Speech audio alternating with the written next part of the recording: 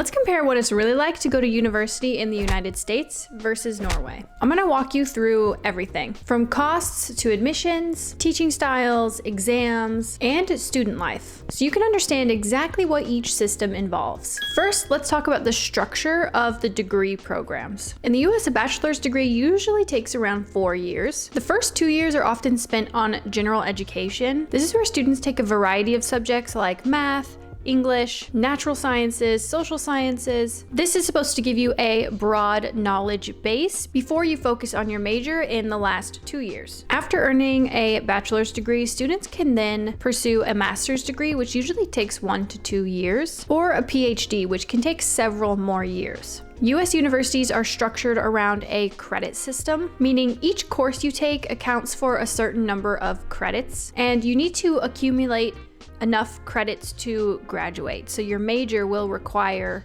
a number of credits. Those credits you need to fulfill to be able to graduate. In Norway, the system is of course different. A bachelor's takes around 3 years, a master's 2 years, and a PhD usually around 3 years. The programs are going to be more specialized from the start, with less time spent on unrelated general topics. Like the US, admission requires finishing your upper secondary school with good, sufficient grades. And the programs follow the European Bologna system, which can allow easier credit transfer between European universities. Your first real challenge is going to be getting into the school. US university admissions can be extremely competitive. Students usually need high school transcripts with a strong GPA. You need a standardized test score like SAT or ACT, though some schools are test optional now. You usually have to write personal essays and get letters of recommendation. And you also need evidence of extracurriculars, volunteering, or athletics. Some schools also consider things like legacy status, which basically means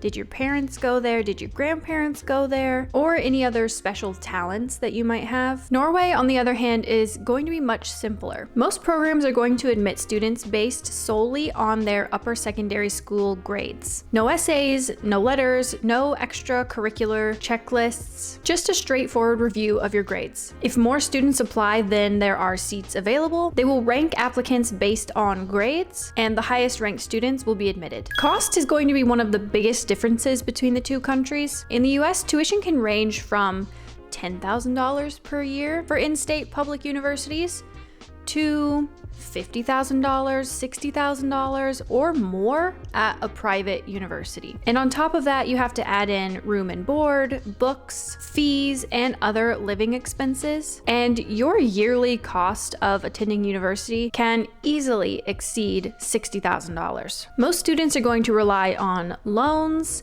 they're going to rely on scholarships, and they're going to rely on grants to pay for school. I personally went to the University of North Florida in Jacksonville, and I can't remember exactly what I paid per year, but right now I sit on a student loan of around $20,000 US. So my school is on the rather cheap side of the spectrum. And I didn't have any scholarships or anything. That's just solely what it costs to go to school at my school. In Norway, for citizens of EU and EEA countries, public universities are going to be tuition free. All students will pay a semester fee, and this is usually around 300 to 500 Norwegian kroner per semester. That's about $30 to $50 per semester. And this fee goes to student welfare services like housing, health centers, and student organizations. However, if you are a non-EU international student, you may have to pay tuition, and this can be between 80,000 and 150,000 kroner per year. So that's about $8,000 to $15,000 per year, depending on the program you're going into, of course. So even with tuition, Norway is generally much cheaper than the US. Now, let's break down cost of living as well, because tuition isn't going to be the only expense. In the US, living costs are going to vary a lot depending on the city that you're in. Rent, food, utilities, and transportation are most likely going to be extra fees, and students often live in dorm rooms on campus or in shared apartments, whether that be on campus or off campus. There are many service options like health insurance or even gym access. These can all be additional fees added into your tuition costs. In Norway, living costs, including rent, food, transport, and personal expenses, average around 13,790 kroner per month, or roughly 166,000 kroner per year. It's about $16,000 per year. Many students live in student housing, which is subsidized and managed by the local student welfare organization called Samskipnad. This organization is also going to provide health services, counseling, gyms, and even daycare options for students with families. All right, now let's talk about what classes actually look like. In the US, classes are going to be frequent with multiple sessions each week. Students will often have weekly assignments, quizzes, group projects, and participation grades. Large lectures can have hundreds of students, but smaller discussions or lab sessions can break it down. Professors hold something called office hours where you can go in and talk with them specifically about your own personal needs. And professors often expect active engagement, meaning you're going to classes, you're on time, you're participating in group discussions, and depending on the professor, even a small portion of your grade can be from active engagement and participation. And coursework is going to be continuous, meaning you're graded throughout the semester. In Norway, lectures are going to be less frequent, sometimes only once or twice per week. Many courses have fewer assignments, but exams and large projects can carry more weight. Attendance is often optional, and students are going to be expected to study independently outside of the classroom. Which brings us to grading. Grading in the US often uses a combination of continuous evaluation and curves. However, your final grade can include quizzes, assignments, projects, participation, and sometimes extra credit. This gives students multiple opportunities to show progress during the semester. In Norway, grading is usually based on a single major exam or assignment per course. Some programs are going to use the ECTS A to F scale, while others use just pass or fail. In my opinion, this means that there's less continuous feedback, and it sounds kind of stressful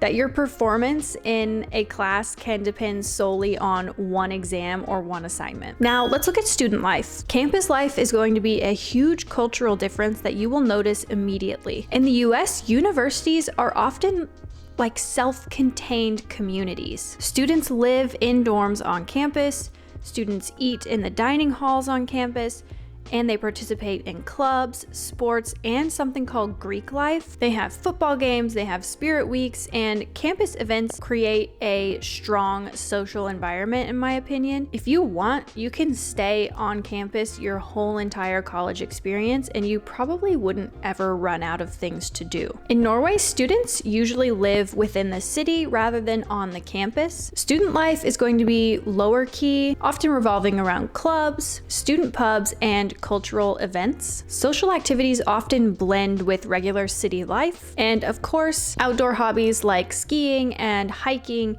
are very common. Life is going to be more integrated with the surrounding community. Finally, let's weigh in the pros and cons of each system. For US universities, some of your pros are going to be you have a wide variety of programs, you have a flexible curriculum, prestigious institutions, and large alumni networks, meaning you can leave a university with a lot of connections already just based solely on the university you went to. Some cons, of course, are going to be the extremely high costs. You have a more stressful admissions process that's also highly competitive. You're gonna leave with some amount of student debt unless you're able to get full ride scholarships. Now, in Norwegian universities, your pros are going to be that it's affordable or free. You have structured programs with less pressures focusing on coursework, and there is a focus on independent learning, which can be really nice for some. Your cons are going to be that there's less global recognition of the university. You're going to have fewer large-scale campus events, and those high-stakes exams seem